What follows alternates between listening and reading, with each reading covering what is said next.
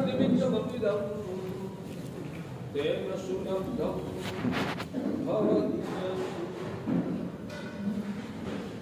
भाग्यशाली जी भगवान अनंतकारी परम करुणा सागर तारक देवादिदेव तीर्थंकर भगवंतों ने पिछले से तीसरे भाव में साई का सम्यक की स्पर्शना करके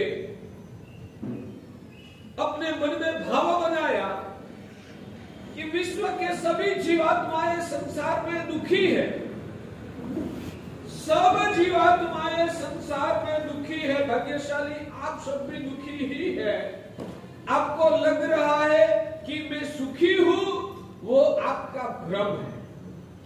आपको लग रहा है कि मैं सुखी हूं, वो आपका भ्रम है। भ्रम क्यों है, मैं ऐसा दावा कैसे कर सकता हूं, वो आगे आगे विवेचना के दौरान बताऊंगा, मगर दावा करके कहता हूं कि आपका भ्रम है कि मैं सुखी हूं। हकीकत में आप सब लोग ज्यादातर जीवात्माएं संसार में दुखी है और सब जीवात्माएं दुखों से छुटकारा पाने का ही अभिलाष रखता है। हकीकत में तो है ना, दुख क्या चीज है ना, वो ही पता नहीं है, तो उसमें से छुटकारा कैसे पाएंगे, उसका तो पता भी कैसे चले। तो सब जीवात्माएं दुख से छुटकारा पाने का अभिलाष रखते हैं, मगर दुख कहां से आता है, दुख को कैसे अटकाया जाए, उसकी ही समझदारी नहीं है, तो उस दुख को आने से वो अटका कैसे पाएगा। सच में बताइए भाग्यशाली, दुख कहां से आता है, दुख कहां से आता है। अपेक्षा से दुख आता है। क्या बात है, आप सब जानते हैं, आप सब जानते हैं कि अपेक्षा से दुख की शुरुआत होती है।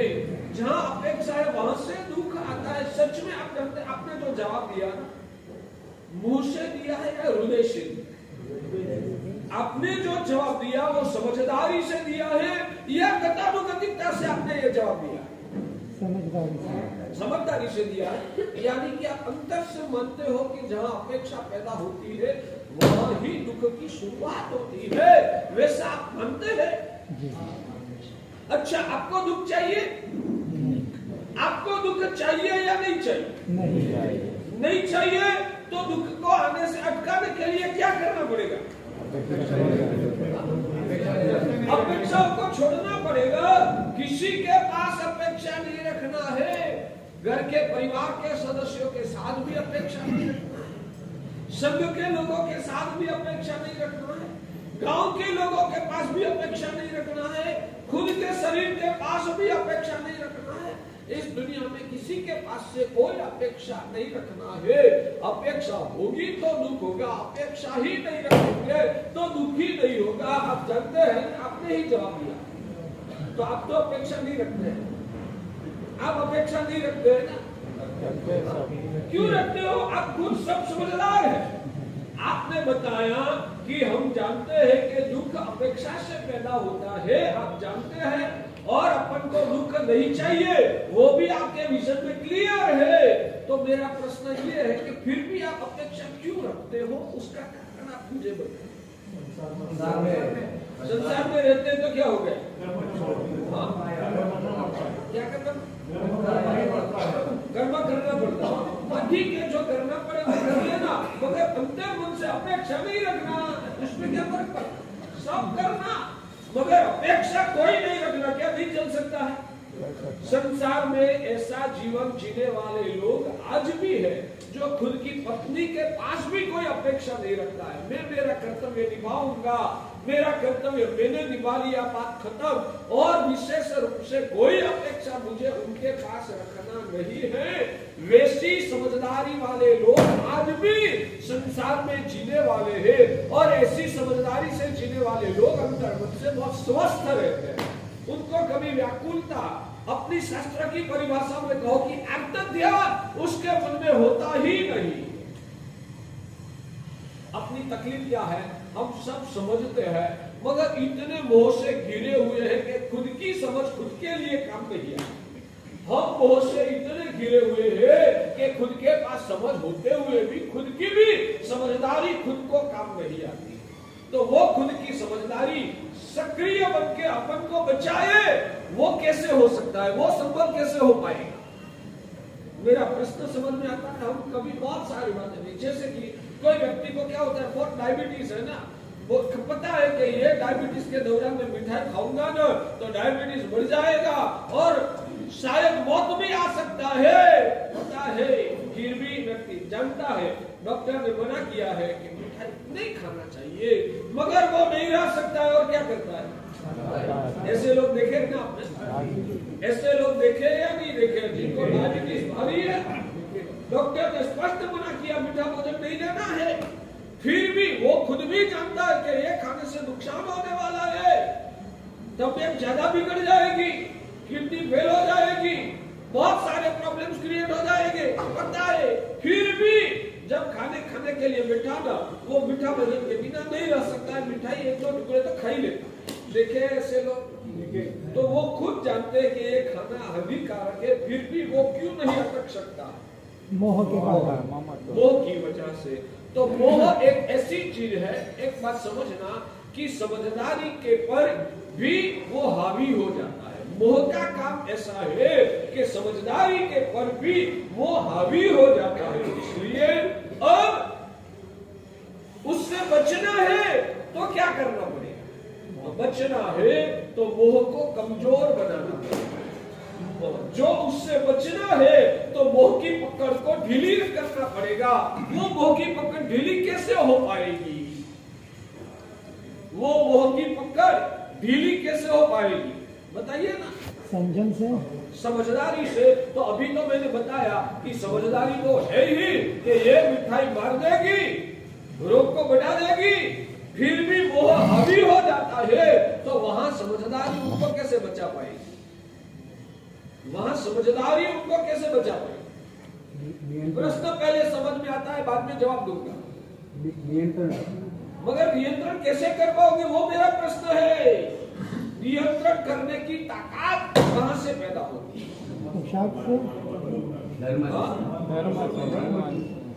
यहाँ भी हमारा जीवन का इतना साल प्रसार हो गया। आप दोनों का किसी का 50 साल, किसी का 55 साल, किसी का 70 साल हो गया, मगर इतनी समझ, इतना विजन क्लियर नहीं हुआ है कि जब हमारी खुद की समझ भी हमको नहीं बचा सकती है, हमारी समझदारी से भी ऊपर हमारे अंदर में छाया हुआ जो मोह है वो भारी आक्रमण करके हमारे पर आक्रमण करता है, वो समझ, और उसमें कैसे बचना, वो समझ शायद आज हमारे जैन समाज ने गंवा दिया। भगवान कहते हैं कि मोह के पर विजय पाने का एक ही उपाय, मोह के पर विजय पाने का एक ही उपाय है, और वो उपाय है पंच परमेष्टि का अनुग्रह।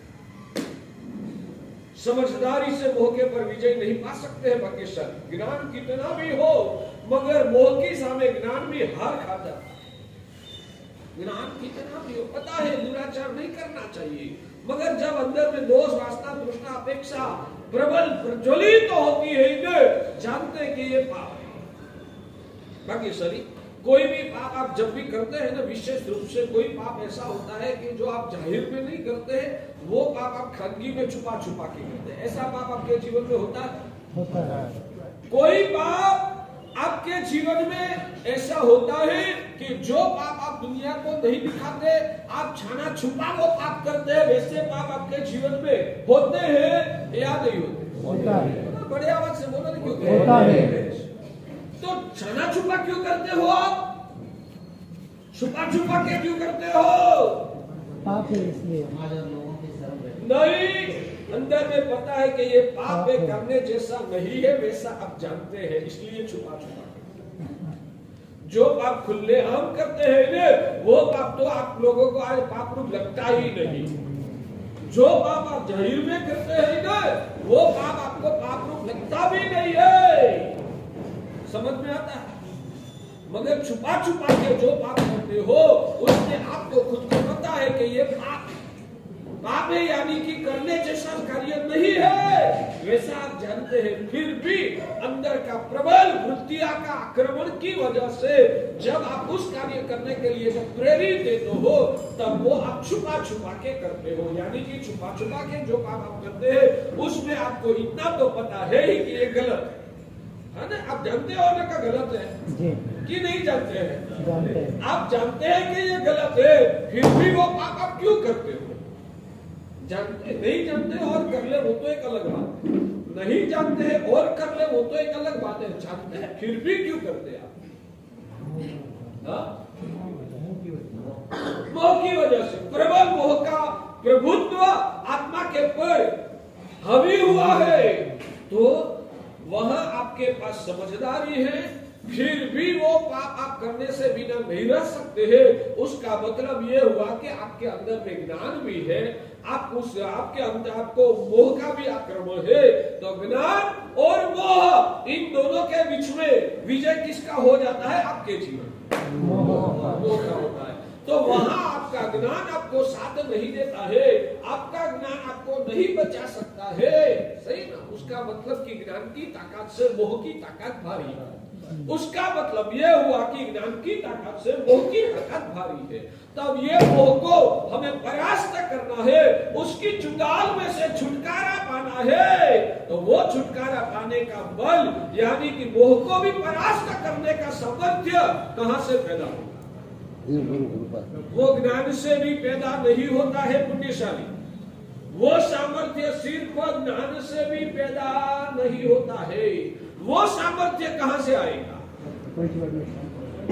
याद रखिए, इस जगत में पंच परमेष्ठी की कृपा, पंच परमेष्ठी का अनुग्रह, पंच परमेष्ठी का आशीर्वाद, पंच परमेष्ठी का अंतरात्मा में अवतरण, उनकी प्रचंड ताकत है कि वो मोह को भी खत्म करने का सामर्थ्य अंदर में उजागर कर, यानी कि ज्ञान की ताकत से भी पंच परमेष्ठी का अनुग्रह की ताकत। पंच परमेष्ठी तो बराबर आप जानते ही है ना, आप तो अरिहंत भगवान, सिद्ध भगवान, आचार्य भगवान, उपाध्याय भगवान और साधु भगवान, ये पंच परमेष्ठी, और ये पंच परमेष्ठी की जितनी आप भक्ति करते हो,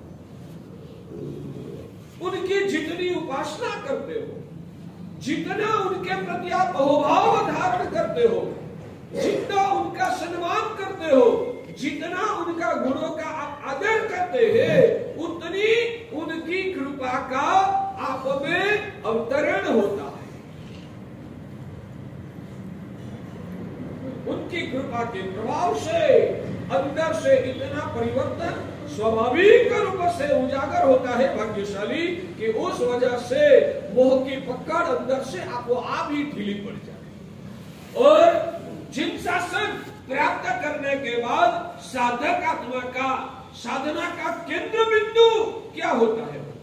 साधक आत्मा का जिन शासन की प्राप्ति होने के बाद, जिसने जिन शासन पाया है और जिनको जिन शासन की आराधना करके आत्म कल्याण करना है, उन आत्मा का साधना का केंद्र बिंदु भाग्यशाली क्या होता है? आपका केंद्र बिंदु क्या होता है? पंच परमेष्ठी की आराधना, वो तो आलंबन है। पंच परमेष्ठी की साधना उपासना वो तो एक आलंबन है। उस आलंबन से आपको जीवन में प्राप्त करने जैसा, हमारी परिभाषा में कहते हैं प्राप्तव्य, क्या पाने जैसा क्या है? इसका फलस्वरूप आपका गोल क्या है? मुक्ति। देखो, मुक्ति शब्द तो हमने मुंह पाठ कर लिया है, हकीकत में मुक्ति शब्द का सही अर्थ भी आपको कितना पता है ना, वो भी एक गंभीर प्रश्न है। इसलिए आपकी परिभाषा में ये तत्व मुझे आपको समझाना है कि भगवान का मार्ग की आराधना करके एक बात समझ लेना, जो ये लक्ष्य क्लियर नहीं है ना, तो तात्विक दृष्टि से आपकी आराधना का कोई मतलब ही नहीं है। आपने गुरु महाराज को गोचरी बहराया, कभी गोचरी बहराया है? वो एक आराधना किया, वो आराधना कल्याणकारी बनेगी या नहीं बनेगी? उसका आपका केंद्र बिंदु क्या है? गोचरी आप किस लिए बहराते हो? गोचरी आप किस लिए बहराते हो? पता ही नहीं है, बस बहराना हमारा आचार कर्तव्य, इसलिए बहराते। भगवान की पूजा, देवादिदेव अरिहंत प्रभु की कभी आपने पूजा किया है या नहीं किया? वो पूजा आप किस लिए करते हो? गुण की प्राप्ति। कोई गोल ही नहीं है, गतानुगतिक से जैन कुल में जन्म पाया, मम्मी पापा ने सिखाया, हमारा कुल का ये संस्कार है। तीन लोग के नाथ परमात्मा की पूजा करना वो मेरा औचित्य और मेरा कर्तव्य है, तो करता हूँ। किस लिए करना? सच में बताइए, मंदिर जी जब जाते हो तब कोई लक्ष्य से जाते हो या बस मेरा रूटीन है सुबह में स्नान करने के बाद पूजा के कपड़े पहन के मुझे मंदिर जी में जाना और परमात्मा को अभिषेक करना या पुष्प पूजा करना या चंदन पूजा करके तीन खमा समझ के चैत्य बंद करके घर पे चले जाके आगे बढ़ना। उससे अलावा कोई विजन में ये प्रभु की पूजा किस लिए करता हूँ, प्रभु की ये पूजा के फल स्वरूप मुझे जीवन में क्या पाना है, वो कोई संबंध अनुसंधान अंदर में है या नहीं? प्रभु के समान होना है। प्रभु के समान होना है। प्रभु में क्या है? प्रभु में क्या है? प्रभु के समान होना है। तो प्रभु में ऐसा क्या है जो आपको पाना है? क्या चीज पाना है? राग द्वेष मोह सबसे मुक्त है। राग द्वेष मोह से मुक्त होना है। भगवान वितरागी, आपको वितराग बनना है। पूरे 24 घंटे में वितराग बनने की याद कितनी बार करते हो? गप क्यों लगाते हो? भगवान ने मोह माया को तोड़ा है कि आपको मोह माया को तोड़ना है? इसलिए कोई मोह माया तोड़ाएगा आपको पसंद आएगा? मैं आपका मोह माया तोड़ने के लिए ही इधर आया हूँ। आपका जितना मोह माया है ककड़ घूस करने की तैयारी, वो मिशन लेके आया हूँ कि आपका मोह माया को तोड़ना है। कोई आपका मोह माया को ठोकर लगाएगा तो आपको उपकार नहीं लगेगा? क्या बात करते हो आप? शिव है ना, सामने वालों को मक्खन लगा देना ना, वो एक अलग बात है। भाग्यशाली अंदर आत्मा को पूछोगे वैराग्य पाना और वितराग बनने का अभिलाष भी अंदर में याद भी आता है या नहीं आता है? मुझे जवाब बोले ना दे दिया। अंकिनाथ दादा की पूजा करने के दौरान कभी 5 मिनट भी आंखें बंद करके प्रभु राग द्वेष सता रहा है, प्रभु काम क्रोध अहंकार की चुंगाल में फंस गया हूँ, प्रभु राग और द्वेष की पकड़ में मेरा जीवन खराब हो गया है, ये मानव दुर्लभ तेरी कृपा से प्राप्त हुआ, कल जिंदगी पूरी होने का समय नजदीक आ गया है, ऐसे ही राग द्वेष खत्म नहीं हुआ और मर गया तो मेरी हालत संसार में 84 लाख योनि में क्या होगी? प्रभु बचा ले। अब अभी इतने सालों के बाद भी मेरा राग द्वेष नहीं मिटेगा तो मेरे आत्मा की हालत क्या होगी? क्या ऐसी प्रार्थना करते हो भगवान के साथ? मैं आपको, आप कुछ भी आपका मुंह है ना जो जवाब देता है ना उसके पर मैं भरोसा नहीं करता हूँ। आपकी आंखें जो जवाब देती है ना उसके पर भरोसा। समझ में आता? सच में कहूँ, सच्ची सत्य ये है कि आप लोग भगवान की पूजा भी रूटीन गतानुगतिकता से करते हो। पूजा करने के दौरान भी आपके अंदर में कोई विजन ही क्लियर नहीं। सामायिक करते हो, किस लिए करते हो? नवकार मंत्र की माला गिनते हो तो किस लिए गिनते हो? वर्तमान तब की होली के पाए डालोगे तो किस लिए डालोगे? कोई विजन नहीं है। बस धर्म थोड़ा कुछ करना है, मानव जन्म मिला है, संसार में जीवन जीते हैं तो थोड़ा कुछ ये भी करना चाहिए। अभी थोड़ा कुछ धर्म किया होगा तो आगे काम आएगा। उससे अलावा आपकी सोच क्या?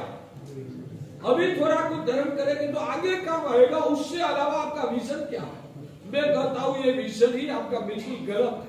हकीकत में कोई भी धर्म साधना करो, गुरु को एक इच्छा भी क्षमा सुनो करके इचकार अभुदियो बोल के वंदन भी आपने किया ना। हर धर्म की साधना का केंद्र बिंदु है कि मोह को परास्त करके मोह की पकड़ को अंदर से मिटाना है, आत्मा को मोह से मुक्त करना है। अंदर में जो भी मोह का तूफान है, मोह के प्रकार है। भगवान ने मोह के प्रकारों को आप जानते हो? मोह के प्रकारों को आप जानते हो? मोह के प्रकारों को आप जानते हो कि सरिहाया ना? आज वो बता दूं, क्योंकि जो हमारा दुश्मन है, जिसकी वजह से हम संसार में भटक रहे हैं, वो मोह का स्वरूप को ही हम नहीं जानेंगे तो उसके साथ लड़ाई कैसे करेंगे? ये साधना करके मोह के सामने हमें लड़ाई करना है। भगवान कहते हैं कि 4 प्रकार का कषाय है। कषाय जो है वो 4 प्रकार के है। क्रोध, बोल आप बताइए कौन से कषाय है? क्रोध, मान, माया, लोभ। अच्छी बात। धन्यवाद दूं या अंदर से रो पता नहीं चलता। धन्यवाद प्रदान करूं या अंदर से मैं रो लूं पता नहीं चलता। आपने बता दो दिया क्रोध, मान, माया, लोभ। सच में बताइए, जब भी अहंकार कोई प्रशंसा करते हैं और अंदर में खुशी हो जाती है, ये कषाय का पोषण हुआ। याद आता है? याद आता है? जब भी किसी ने आपकी प्रशंसा किया और उस वक्त अंदर में जो खुशी हो गई, तो ये अहंकार का, मान कषाय का पोषण हुआ, वैसा याद आता है? याद आता है? याद भी नहीं आता है तो ये कषायों को खत्म करना है, वो तो याद कैसे है? स्वभाव नहीं है, विभाव है भाग्यशाली। मोह का प्रबल आक्रमण की वजह से हमारे गुरुदेव बदरंकर सूरी दादा है ना, वो एक मजा का उदाहरण देते थे। कोई व्यक्ति को सांप ने काटा, कोई व्यक्ति को सांप ने काटा, सांप का जहां शरीर में फैलने लगा, वो फैलते फैलते पूरे शरीर में फैल गया। अब वो पुराने जमाने में गारुड़िक लोग होते थे, मंत्रिक लोग, वो मंत्र साधना से जहर को वापिस खींच ले, या तो विशेष प्रकार की औषधियां वगैरह लगा के भी जहर को खींचा। तो जब मंत्रिक थे ना, वो सांप का जहर को उतारने की कोशिश करते थे, बीच बीच में वो है बराबर मार्किंग करते थे कि जहर मिटा या नहीं। कैसे मार्किंग करते थे आप जानते हैं? कैसे मार्किंग करते थे आप जानते हैं? तो नीम के पत्ते खिलाए। हाँ, नीम के पत्ते खिला, उनको नीम के पत्ते खिलाते। नीम का पत्ता भी जो उनको अभी मीठा लग रहा है ना, तो समझते कि अभी शरीर में जहर है। जब तक शरीर में जहर है तब तक नीम के पत्ते मीठे लगते हैं। जब शरीर में से जहर निकल जाता है, बाद में नीम के पत्ते जो होते हैं वो कड़वे लगते हैं। नीम के पत्ते कड़वे लगते हैं तो समझना कि जहर निकल गया, और नीम के पत्ते मीठे लग रहे हैं तो समझना कि अभी अंदर में जहर टिका हुआ। वैसे ही जहर के बदले में, नीम के पत्ते के बदले में दूसरा विकल्प था शक्कर। उन पेशेंट को शक्कर खिलाई जाती थी। शक्कर जो उनको कड़वी लगे, शक्कर कड़वी लगे तो समझना कि शरीर में जहर है, और शक्कर मीठी लगने लग जाए और पक्की मीठी लगे तो समझना कि अब जहर शरीर में से निकल। यानी कि जब मोह का प्रबल आक्रमण होता है ना, तब जीव को आत्मा की बातें, आत्म साधना की बातें भी कड़वी लगती है। मोह का प्रबल साम्राज्य होता है आत्मा में, तब आत्मा की बातें, धर्म की बातें, तप त्याग की बातें, वैराग्य की बातें उनको कड़वी लगती है, और उनको संसार की भोग सुख की सामग्री की बातें बताओ, पुण्य कैसे बढ़े और संसार की लीला की रेलम छेल कैसे हो, वो सिखाओ ना, तो उनको सुनने में मजा आए। तो समझना कि मोह का प्रबल शरीर में प्रभुत्व, आत्मा में प्रभुत्व अभी भी छाया। आप लोगों की हालत क्या? आत्मा की बातें ज्यादा सुनने में, तब त्याग की बात को सुनने में आपको ज्यादा खुशी होती है, या पैसा कैसे इकट्ठा किया जाए, पद प्रतिष्ठा की प्राप्ति कैसे हो जाए, वो आपको ज्यादा मीठा लगता है? क्या बात आपको सुनने में ज्यादा खुशी, पसंद क्या क्या किधर मिलती? आपकी पसंद क्या? वो मैं कहता हूँ पुण्यशाली जिंदगी भर धर्म कर करके मैं धर्मी हूँ ऐसे घमंड में मर जाओगे न। मैं कहता हूँ कि आप भ्रमण में फंसे हैं, आप में वास्तविक धर्म का अभी अंदर प्रवेश भी नहीं हुआ। मोह का जहर को मिटाना वो ही धर्म साधना का एकमात्र लक्ष्य साधक आत्मा का होता है। जो आत्मा सम्यक दृष्टि है वो मोह को मिटाने की कोशिश करता है, मिथ्या दृष्टि आत्मा है संसार को ही बढ़ाने की कोशिश करता है। भगवान कहते हैं कि आज के जमाने में धर्म करने वाले भी ज्यादातर लोग मिथ्या दृष्टि ही होंगे। शास्त्र में ऐसा ज्ञानी भगवंतों ने बताया। आज के कलिकाल में धर्म करने वाले भी ज्यादातर जीवात्माएं मिथ्यात्व से भरे हुए होंगे, और मिथ्यात्व की वजह से उनका धर्म भी उनको इस संसार की चुंगाल से छुटकारा नहीं दिला पाएगा। आपको लगेगा कि इतने दिनों में महाराज साहब ने आप सामायिक प्रतिक्रमण करो, आप गाथाएं करो, आप धर्म करो, आप तपस्या करो, इस बारे में महाराज साहब ज्यादा उपदेश पर फोकस क्यों नहीं करते? ऐसा प्रश्न आपको हो रहा है या नहीं होता? दूसरे महाराज साहब तो सामायिक की बातें करते थे, नवकार मंत्र की जाप की बातें मैं भी करता हूँ, मगर इसको इतना ठोस करके मैं नहीं बताता। आपको ऐसा कोई प्रश्न नहीं होता कि महाराज साहब तो बस वही बात करते हैं कि बस मोह को पहचानो, आत्मा को पहचानो, कोई बात करते हैं, कुछ करने का तो बताते ही नहीं। आपको क्या पसंद आएगा? कुछ करने का उपदेश करेंगे तो पसंद आएगा, या मैं जो बातें कर रहा हूं वो भी पसंद आएगा? हालत आपकी बताओ तो सही, आदमी बोलो ही ऐसे मुझे मजा कैसे आएगा? विजन क्लियर होता जाएगा शायद, तो और आनंद से और भाव से होता जाएगा। विजन क्लियर होता है मगर होता है ना। दर्द के साथ वापिस बोल रहा हूँ, गंभीर टेंशन का, चिंता का ये विषय है कि हमारे आज के जमाने में ज्यादातर लोग जो धर्म नहीं करते हैं उनकी तो बात भी करने जैसा नहीं, धर्म करने वाले लोग भी धर्म के माध्यम से भी खुद का मोह का ही पोषण कर बहुत बड़ी उपलब्धियां प्राप्त कर लिया। मान लो कि आपने कोई छड़ी पाली संघ निकाला, मानो कि आपने मस्तक श्रवण कर लिया, मानो कि आपने यहाँ संघ में मान लो कि 50 लाख 1 करोड़ 1.5 करोड़ रुपया लिखवा दिया। यह करने के बाद में आप क्या करते हो? बाद में आप क्या करते हो वो मैं पूछ रहा हूं। क्या करोगे? क्या आवाज नहीं आती? बड़े आवाज से बोलो ना। कॉलर टाइट करेंगे। कॉलर टाइट करेंगे अंदर कमरे में बैठकर, अंदर कमरे में कॉलर टाइट करोगे? किधर करोगे? पब्लिक के सामने। मैंने ऐसा किया। मैं कहता हूँ, सच में कहता हूँ, हमारे जैसे साधु को रोना आता है।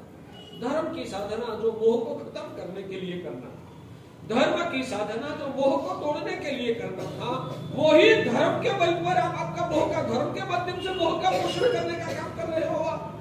अहंकार पोषने के लिए धर्म किया।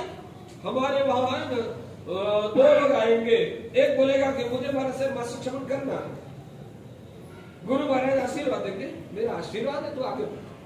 साथ में दूसरा व्यक्ति हमारा साहब मुझे मस्कमन करना है, गुरु महाराज बोलेगा तुझे नहीं करना। शिष्यों में तो हमारे साहब लोग तो समर्पित है ही नहीं, आपको तो धर्म आपकी मन की खुद की इच्छा के अनुसार करना है। हमारे वहां शिक्षाशास्त्र में हकीकत में ऐसा नहीं चलता, गुरु की आज्ञा के अनुसार। 2 शिष्य ने विनती किया, मुझे अमिल की ओली करना है। एक शिष्य को गुरु ने आशीर्वाद दिया, तो अमिल की ओली कर, मेरा आशीर्वाद है। दूसरा शिष्य को मना किया, तुझे व्यास में करना है, नौकाशी करना है, तुझे अमिल की ओली नहीं करना। ऐसा क्यों? ऐसा क्यों? उसके बहुत सारे कारण होते हैं। एक कारण ऐसा भी होता है कि वो साधु आइंबिल करके उतना स्वाध्याय नहीं कर पाएगा, और उनके लिए आइंबिल से भी ज्यादा स्वाध्याय से उनका आत्मकल्याण विशेष संभव है, तो गुरु उनको मना करेगा कि तुझे आइंबिल की ओली नहीं करना। वो एक कारण हुआ। दूसरा एक कारण ये होता है, गुरु को पता है वो विनम्र है, आइंबिल की ओली करने के बाद साधना ही करेगा। ये आइंबिल की ओली करके कॉलर टाइट करेगा, कॉलर होता नहीं हमको, फिर भी अहंकार का पोषण करेगा। मैंने ओली किया, मैंने ओली किया, ओली किया, मैंने ओली किया, मैंने ओली किया। उसमें ओली के पर भार वजन ज्यादा होता है या मेके पर वजन ज्यादा होता है? भगवान कहते हैं शायद कभी बोलना भी पड़े, मैंने ओली किया इसमें, मगर ओली के पर वजन ज्यादा बढ़ता है वो आराधक के। मैं शब्द के पर जब वजन बढ़ जाता है तब वो आत्मा विराट है। समझ में आता है? तो धर्म करके तो अहंकार को तोड़ना, अंदर के काम क्रोध माया प्रपंच राग द्वेष को क्षीण करना है।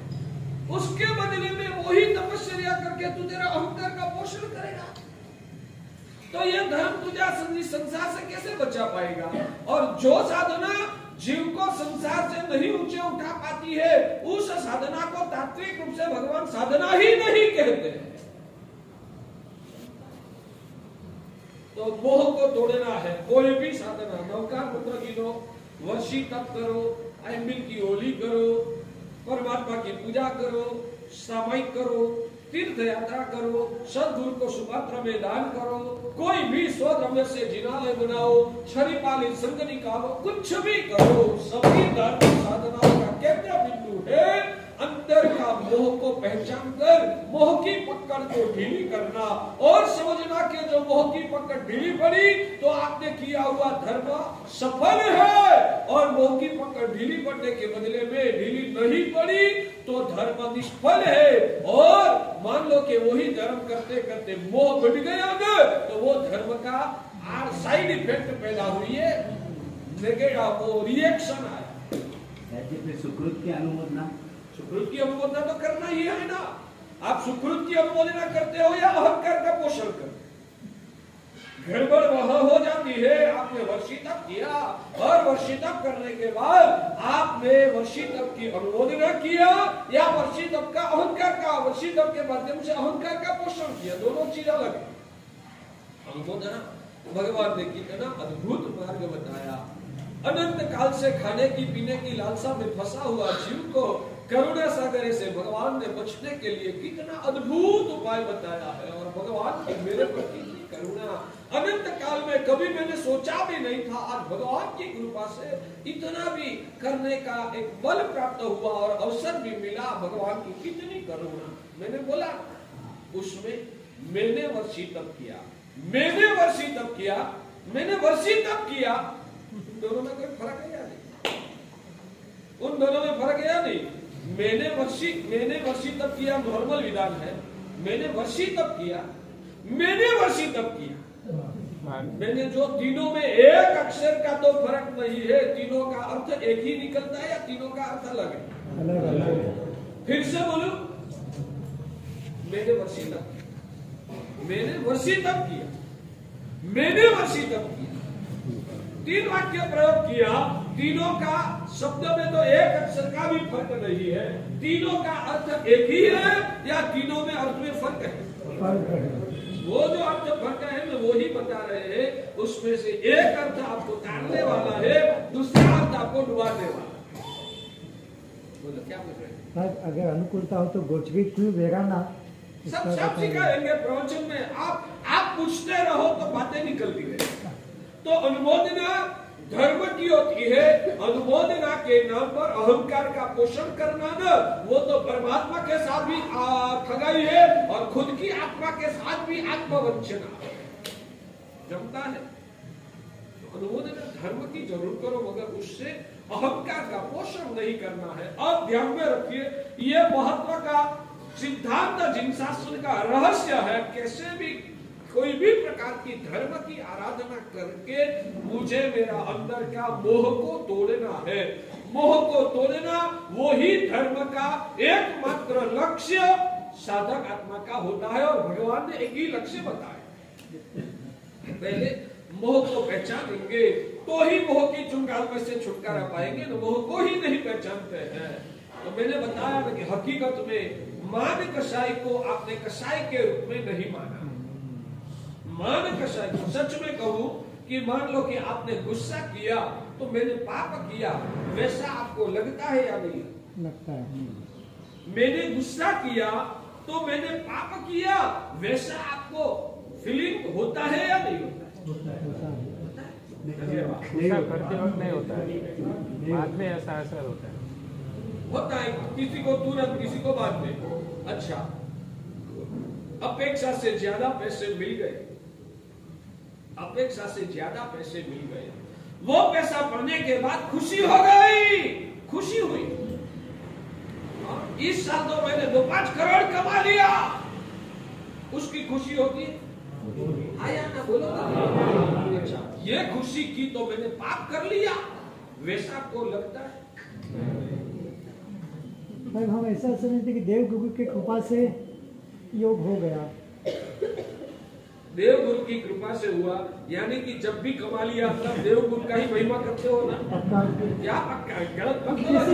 मैं आप लोगों को अच्छी तरह से पहचानता हूँ, तब तो देव गुरु की याद भी नहीं आती। एवरेज बात करता हूँ, कोई पर्टिकुलर व्यक्ति की बात नहीं करता हूँ। आपने जो जवाब दिया वो पूरी सभा का जवाब है, ऐसा मान के मैं ये जवाब देता हूँ।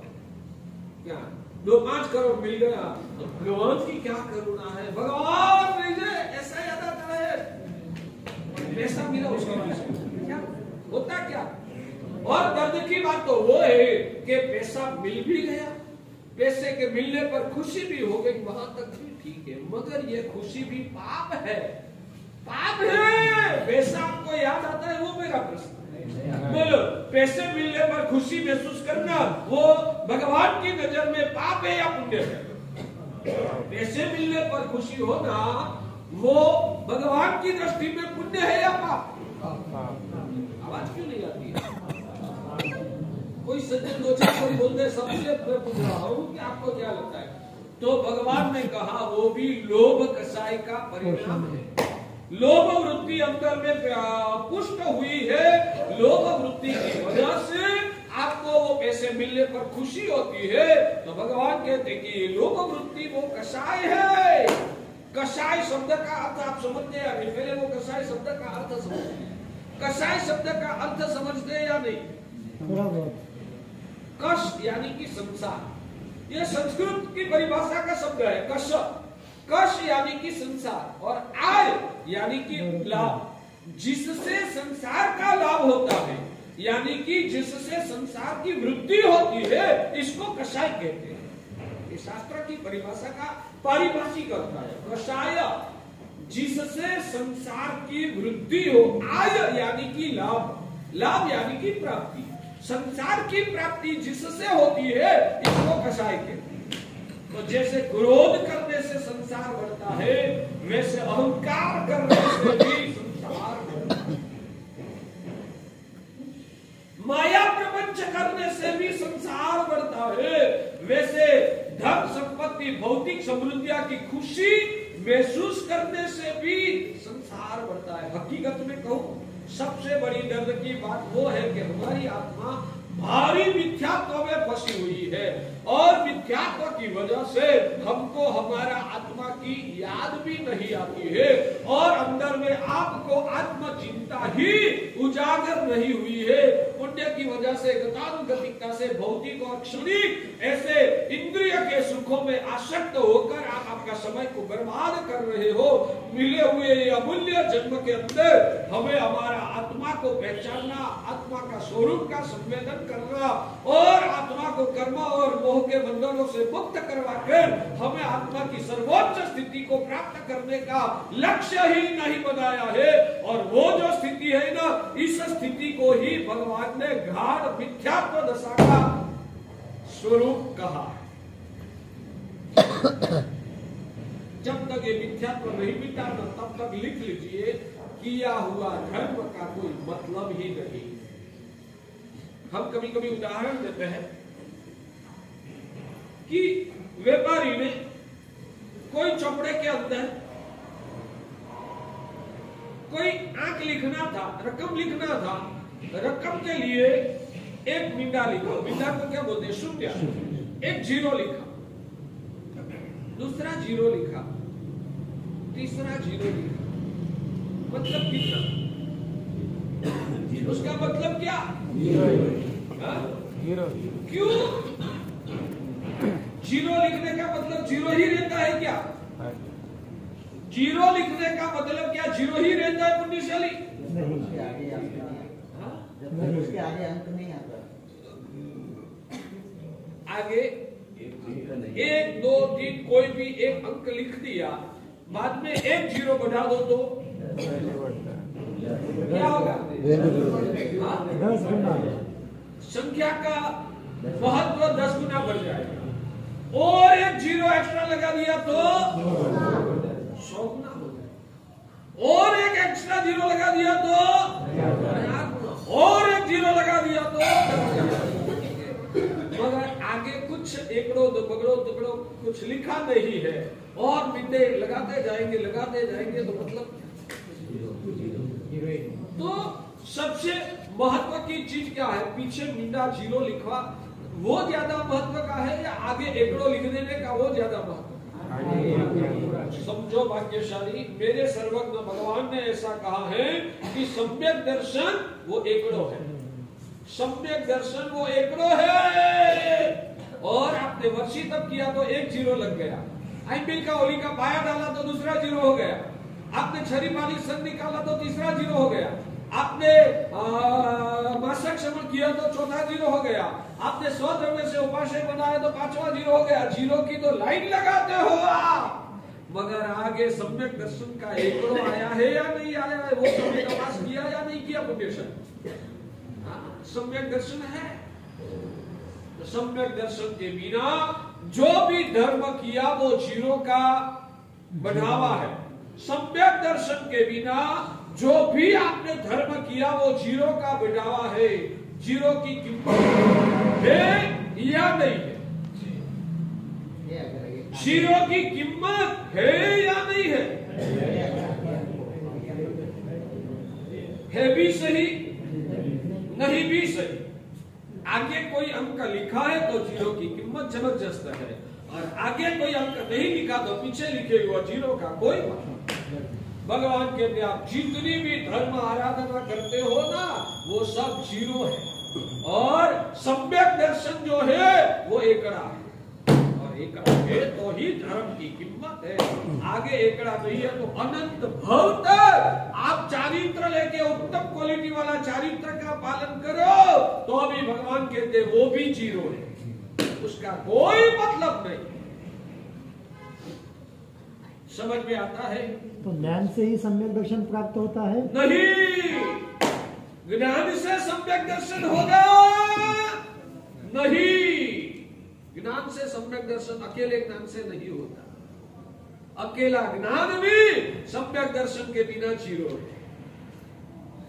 यही महत्व की बात है कि हमारा जिन शासन में आज सबसे बड़ी ये दरिद्रता है, हमारे पूरे जिन शासन में सबसे बड़ी ये दरिद्रता है कि हमने ज्ञान से आत्मा का कल्याण माना है, हमने चारित्र से आत्मा का कल्याण माना है, हमने तपश्चर्या से आत्मा का कल्याण माना है।